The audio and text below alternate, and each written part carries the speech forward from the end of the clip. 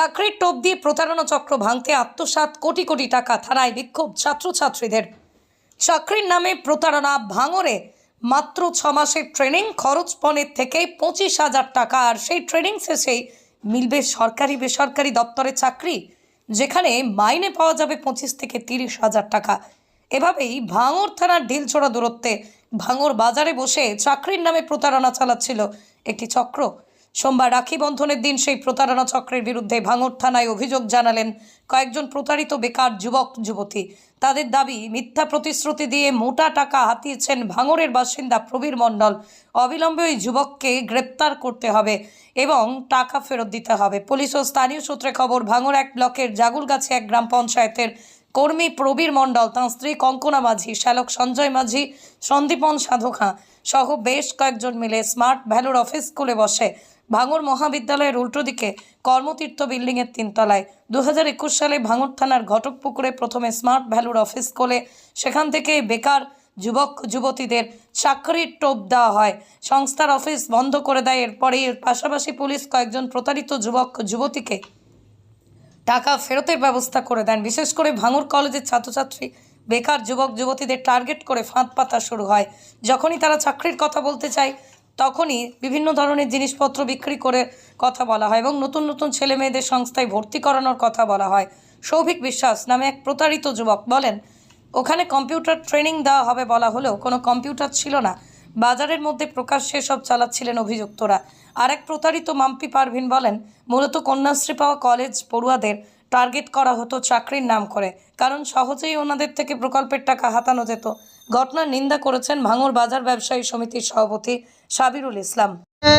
যে school student থেকে college স্টুডেন্টদেরকে টার্গেট করা হচ্ছে, বিশেষ করে মেয়েদের যাদের কন্যাশ্রী প্রকল্প ঢুকছে তাদেরকে টার্গেট করা হচ্ছে এই স্মার্ট ভ্যালু নামক এই ফ্রড আর কি কোম্পানিটা। প্রত্যেক স্টুডেন্টদেরকে মাথা একেবারে ব্রেন ওয়াশ করে তাদেরকে টাকা নিচ্ছে যে কম্পিউটারে কোর্স কমপ্লিট করাবো বলে একটা চাকরি দেওয়ার নিচ্ছে। কিন্তু স্মার্ট ভ্যালু যখন ওই অফিসে যাওয়া হচ্ছে তখন ওখানে একটাও তো কম্পিউটার নেই, আর কোনো ওদের যে স্মার্ট ভ্যালু যে ব্যানার থাকে কোনো ব্যানারও নেই। 2-4 জন এই প্রবীর মণ্ডল বলে একজন আছে, মূল গোড়া ভাঙড়ে। যারা যারা এই প্রতারণার শিকার হয়েছে তাদের টাকা ফেরত চাই আর তাদের একটা উপযুক্ত শাস্তি দিতে হবে। এটাই আমরা জানতাম না, এটা আমরা জানতাম না। তো স্মার্ট ভ্যালু এমন করে ব্র্যান্ড ওয়াশ করতো, বাড়ির গার্জিয়ানদেরকে বলা যাবে না, যে গার্জিয়ানরাই বলতো যা যা খোকা টাকাটা দিয়ে কাজ কর, বাংলায় চাকরি নেই, এটা কর, একটা ছোটোখাটো চাকরি হয়ে যাবে।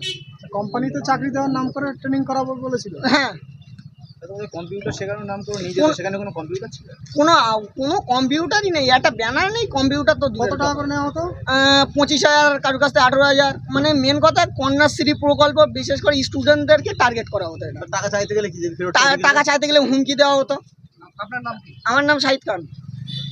আমাদের অভিযোগ, আজ থেকে কিছুদিন আগে আমাদের একটা ফ্রড চক্রান্তে আমাদের ফাঁসানো হয়েছে।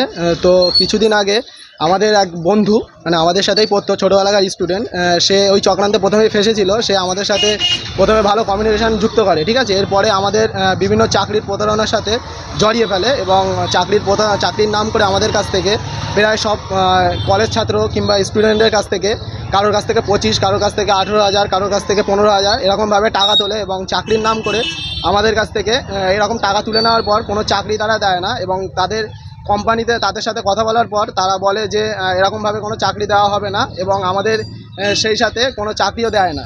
এবং ওরা নিজেরা টাকা নেওয়ার পরে আমাদেরকে বলে যে তোমরা এখান থেকে কাজ করতে হবে এবং একবার এখান থেকে কেউ চাকরি পায় না, অনেকদিন তোমাদের এখান থেকে কম্পিউটার শিখতে হবে, বিভিন্ন রকম কাজের সাথে যুক্ত থাকতে হবে, তারপর তোমরা এখান থেকে কাজ পাবে। এবং এর প্রধান মূল আছে প্রবীর মণ্ডল এবং তার বউ কঙ্কনা মাঝি। তারা আমাদের সাথে এই ফ্রড কেসে যুক্ত থাকে, ঠিক আছে। তারা বলে যে না, এরকমভাবে তো কাউকে কিছু বলা হয় না, কিন্তু আমাদেরকে প্রথমে চাকরির প্রতিশ্রুতি দিয়েই প্রথমে আমাদের কাছ থেকে টাকা নেওয়া হয় এবং আমাদের বাড়িতে গিয়ে এমনভাবে আমাদের মা বাবাকে মেন্টাল করা হয় যে তারা টাকা দিতে বাধ্য হয়ে পড়ে। এমনকি আমাদের যে গরিব ঘরে, যারা মধ্যবিত্ত ঘরের ছেলেপুলে আছে, তারা প্রথমে এরকম কোনো চক্রান্তে ফাঁসার আগে তারা একবারও ভাবে না যে তারা কোন চক্রান্তে ফাঁসছে। এটা কি কোম্পানি? এটা হলো smart value company. Smart value নাম করে ওরা প্রথমে টাকা নেয় না, ওরা প্রথমে বলে অন্য কিছু নাম বলে এবং প্রথমে বলে যে কাউকে বলবেন না এই কথা, যে তোমার ছেলে ভালো কোথাও যাচ্ছে কিংবা তোমার ছেলে একটা ভালো জায়গায় কাজ করতে পারবে, তা প্রথমে কাউকে বলো না, তোমরা কাজ পাওয়ার পরে তারপর বলবে। এরকম করে প্রথমে ফাঁসিয়ে নেয় এবং টাকা নেওয়ার পরে তারপরে বলে যে এরকমভাবে চাকরি দেওয়া হবে না এবং বিভিন্নভাবে বলে যে তোমরা এরকমভাবে কাজ পাবে না। আমাদের এখানে বিভিন্ন রকম কম্পিউটার কোর্স আছে, কোর্সগুলো তোমাদের কমপ্লিট করতে হবে, তারপর তোমরা চাকরি পাবে। কিন্তু এখানে আদৌ কোনো চাকরি দেওয়া হয় না এবং আমাদের টাকাগুলো নিশ্চিন্ত ওরা চক্রান্ত হিসেবে আমাদের কাছ থেকে টাকাগুলো নিয়ে যেখানে ফেলেছে। যেতে সেখানে কোনো কম্পিউটার ছিল? না না, কোনো কম্পিউটার ছিল না সেখানে, আমাদেরকে ভাউতা দিয়ে নিয়ে যাওয়া হতো সেখানে। কত টাকা দিয়েছে? আমি দিয়েছিলাম 25,000 টাকা। না জেনেই দিয়েছে? না জেনে দিয়েছিলাম। ওরা বলেছিল যে একটা কম্পিউটার কোর্স করাবে, কিন্তু কোনো রকম কম্পিউটার কোর্স করাতো না, ঠিক আছে। এবং এরা বলতো যে কাছাকাছি তোমার অনেক কম্পিউটার সেন্টার আছে, কিন্তু এখানে কোনো কম্পিউটার সেন্টারই নেই, ঠিক আছে। এরা এপিএল নামেও একটা নাম তুলতো, কিন্তু এপিএল ওখানে কম্পিউটার সেন্টারে যেতাম, কিন্তু ওখানে এপিএল এর কোনো চিহ্নও ছিল না। এমনি নর্মাল কম্পিউটার সেন্টারে ওরা নিয়ে যেত, বলতো যে এখানে তোমার কোর্স করাবে, কিন্তু কোনো কোর্স করাতো না। এবং পরবর্তীকালে আমরা যখন এইসব বিষয়ে জানতে পারি, তখন তারা বলে যে হ্যাঁ, এটা স্মার্ট ভ্যালু। আর এদের প্রধান উদ্দেশ্য হলো তোমার উদ্দেশ্যে তোমার আরও যে সমস্ত ক্যান্ডিডেট আছে বা বন্ধুবান্ধব আছে তাদেরকে এতে জয়েন করানো, এবং জয়েন করানো মাফিক এরা কিছু টাকা তোমাকে দেবে এবং বলবে যে এরকম আস্তে আস্তে তোমার এই কাজের সাথে যুক্ত থাকতে থাকতে তোমরা কোনো একটা কাজ পাবে। এটাই হচ্ছে এদের প্রধান উদ্দেশ্য। কি নাম ধরে চলছে? এটা চলছে 2009 থেকে এই র্যাকেটটা চলছে। তো আমরা তো প্রথমে জানতাম না যে এটা স্মার্ট ভ্যালু। আমরা স্মার্ট ভ্যালু হলে আমরা জানতাম না, আমরা আগে জানতাম যে স্মার্ট ভ্যালু একটা খারাপ দিক। তো এরা প্রথমে স্মার্ট ভ্যালুর নাম করে না, এরা বলে যে অন্য একটা কোম্পানির মারফত তোমাকে চাকরি দেওয়া হবে। তো পরে জানতে পারি যে এটা স্মার্ট ভ্যালুর নাম। কি নাম চাকরি? প্রবীর মণ্ডল, জাউলগাছি বাড়ি। এই প্রবীর মণ্ডলে হচ্ছে প্রধান, এতে হেডে আছে, এবং এর তালা এদের বিভিন্ন অ্যাসোসিয়েট আছে, এবং অ্যাসোসিয়েটের মাধ্যমে এরা কাজগুলো করে। এরা প্রথমে কেউ সামনে আসে না। আপনার নাম? আমার নাম সৌভিক বিশ্বাস। কেন দেখাচ্ছেন প্লাকেট হাতে নিয়ে? আমরা এই স্মার্ট ভ্যালু মানে এই যে স্মার্ট ভ্যালু একটা কোম্পানি আমাদের কাছ থেকে অনেক টাকা নিয়ে চাকরির জন্য যে বলছে যে সর্বপ্রথম আমি ঘটনাটা পুরোপুরি ক্লিয়ার করে বলছি। সর্বপ্রথম স্মার্ট ভ্যালু আমি তো সেটা জানতাম না। এবার আমার একটা আমার একটা ফ্রেন্ড ওখানে করতো, ওই স্মার্ট ভ্যালু কোম্পানিতে জয়েন করেছিল। তো ও আমাকে বলেছিল যে আমাদের এখানে ভালো একটা কোর্স কমপ্লিট করিয়ে 6 মাসের একটা কোর্স কমপ্লিট করিয়ে অল্প কিছু টাকা নিয়ে তারা যদি গরিব মানুষ হয় তাদের একটা ডিসকাউন্ট দিয়ে টাকা নিয়ে এখানে চাকরিটা দেওয়া হতো।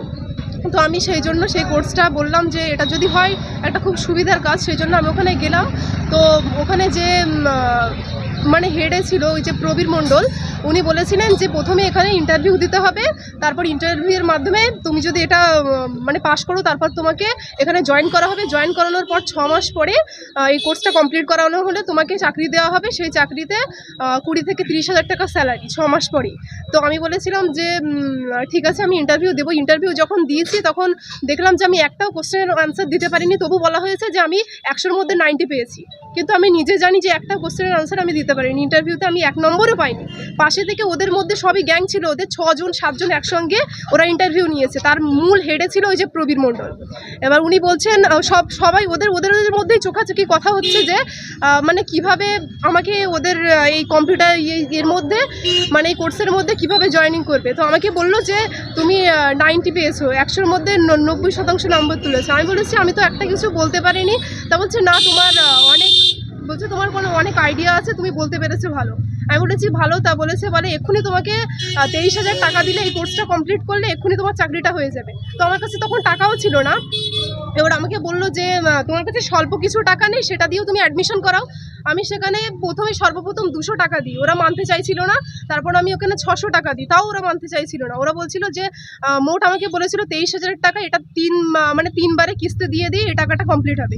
তো আমি বলেছিলাম ঠিক আছে আমি কত দেবো তাহলে। ওরা বলেছিল যে খুব কম হলে 12,000 টাকা দিতে হবে। আমি সেখানে 3,000 টাকা দিই, সেই আমার যাতায়াতের টাকা সেটা নিয়ে পর্যন্ত আমি দিয়েছি। এতটাই হেনস্থ করিয়েছে আমাকে।